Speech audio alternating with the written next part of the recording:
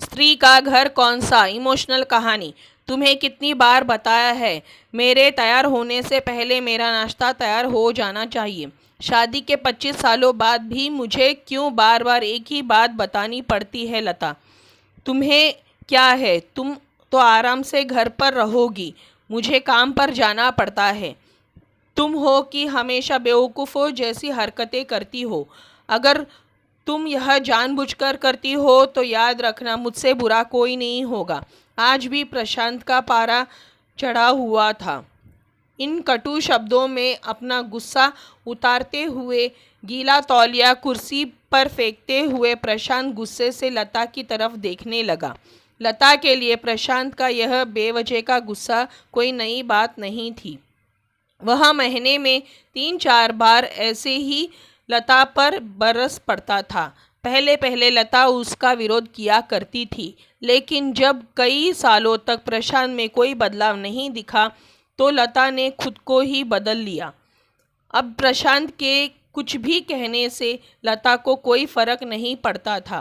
प्रशांत की हर बात वो चुपचाप सिर नीचे झुकाए सुन लेती थी। शादी के पहले 5 साल तक लता ने पूरी कोशिश की थी कि प्रशांत को बदला जाए, लेकिन फालतू का गुस्सा करना और बाद में लता को भला बुरा कहना, यह मानो जैसे उसकी आदत बन गई थी। कोई भी वाद विवाद होता तो प्रशांत सीधा लता को बोल देता, अगर मैं तुम्हें अच्छा नहीं लगता तो क्यों नहीं चली जाती अपने मायके, क्यों रहती हो मेरे साथ? इतना सब कुछ होने के बावजूद लता प्रशांत के साथ रहती थी क्योंकि उसे अपनी बेटी की फिक्र थी, और वह जाती भी तो कहाँ। अपने बूढ़े हो चुके माँ बाप को इस उम्र में परेशान करना वह नहीं चाहती थी। समाज और लोग क्या कहेंगे, यह भी तो उसे देखना था। वह इतनी पढ़ी लिखी भी नहीं थी कि खुद जाकर कोई नौकरी कर सके और अपना और अपनी बेटी का पालन पोषण कर सके। लता को अब अपनी फिक्र नहीं थी। उसको फिक्र थी तो बस अपनी शादी के लायक हो रही बेटी की। लता नहीं चाहती थी कि पति पत्नी के झगड़े की वजह से काव्या डिस्टर्ब हो। काव्या की पढ़ाई पूरी हो चुकी थी, उसके लिए अब शादी के रिश्ते आने लगे थे। कई रिश्ते तो काव्या ठुकरा चुकी थी। 2-3 महीने बाद एक अच्छा रिश्ता आया। रिश्तेदारों और पहचान के लोगों ने भी लड़के के बहुत गुण गाए थे। प्रशांत एक शाम अपनी बेटी के पास बैठकर उसे बताने लगा, काव्या बहुत अच्छा लड़का है, पढ़ा लिखा है, बड़ा घर है, बहुत अच्छी नौकरी है। ऐसे रिश्ते बार बार नहीं आते बेटा, इस बार मना मत करना। काव्या अपने पिता से ज़्यादा बात नहीं करती थी, शायद डरती थी या शायद नफरत करती थी, लेकिन आज वो अपनी पूरी हिम्मत इकट्ठा कर बोली, मुझे अभी शादी नहीं करनी है पापा, मैं नौकरी करना चाहती हूँ, खुद अपने पैरों पर खड़ी होना चाहती हूँ। हाँ तो उसमें क्या बड़ी बात है, मैंने लड़के से बात की है, वह तुम्हें किसी बात के लिए नहीं रोकेगा। तुम शादी के बाद भी नौकरी कर सकती हो, वह तुम्हें नौकरी के लिए परमिशन दे देगा। प्रशांत बोला, मेरी नौकरी करना या ना करना उसकी परमिशन क्यों डिपेंड रहेगा पापा? काव्या ने पूछा।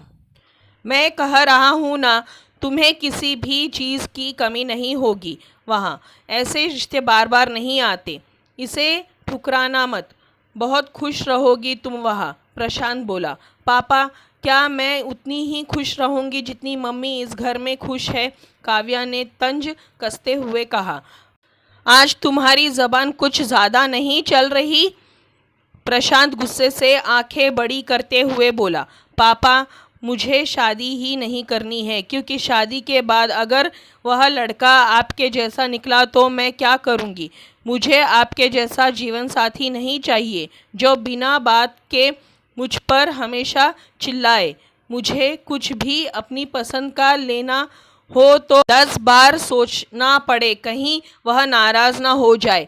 मेरी तबीयत कैसी भी हो उसे परवाह ना हो, रोटी थोड़ी सी मोटी बन जाए तो घर सर पर उठा ले, उसकी चेक बुक ना मिले तो भी मेरा ही दोष निकले और हर छोटी मोटी बात पर मुझे मायके जाने के लिए कहे। काव्या ने अपना दिल खाली करते हुए पापा से सब कह दिया। प्रशांत का गुस्सा 7वें आसमान पर था, लेकिन उसके मुंह से एक भी शब्द नहीं फूट रहा था। वो काव्या की बातें सुन रहा था। काव्या उतना बोलकर चुप नहीं हुई। आज पहली बार वह अपने पापा के सामने इतना कुछ बोल रही थी। पापा, अपनी माँ के साथ हमेशा गलत व्यवहार किया है। आप अपने ऑफिस का गुस्सा बिना सोचे समझे माँ पर उतार देते हैं। कभी इस बात की परवाह नहीं करते कि उन्हें कैसा लगता होगा।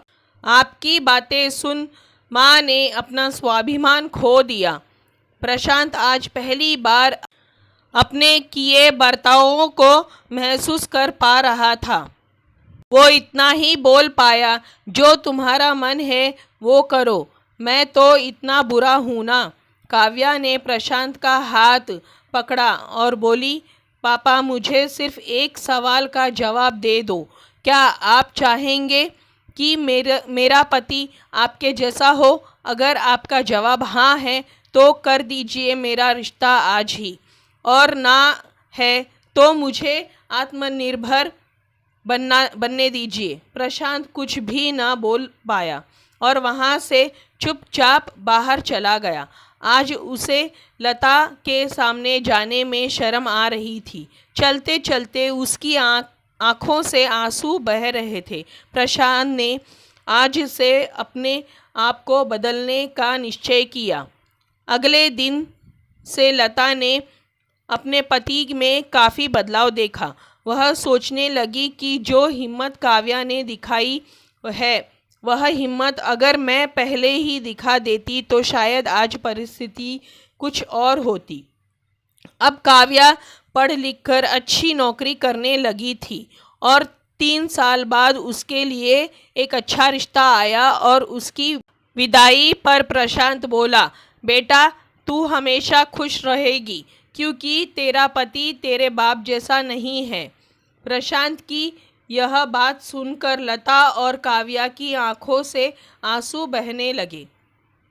दोस्तों, हमारे समाज में औरतों को भले ही देवी का दर्जा दिया जाता है, लेकिन वह स्वतंत्रता नहीं दी जाती है जो उन्हें देनी चाहिए।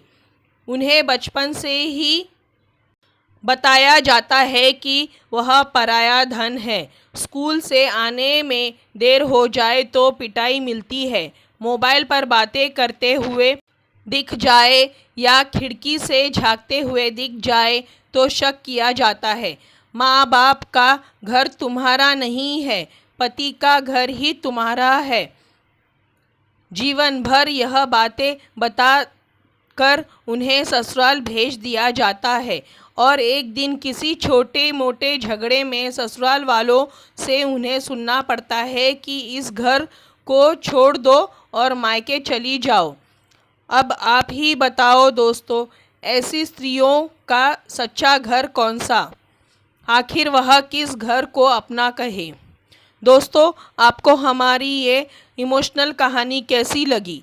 अगर अच्छी लगी हो तो इसी तरह की कहानियों के लिए चैनल को सब्सक्राइब करें, वीडियो को लाइक करें, शेयर करें। धन्यवाद।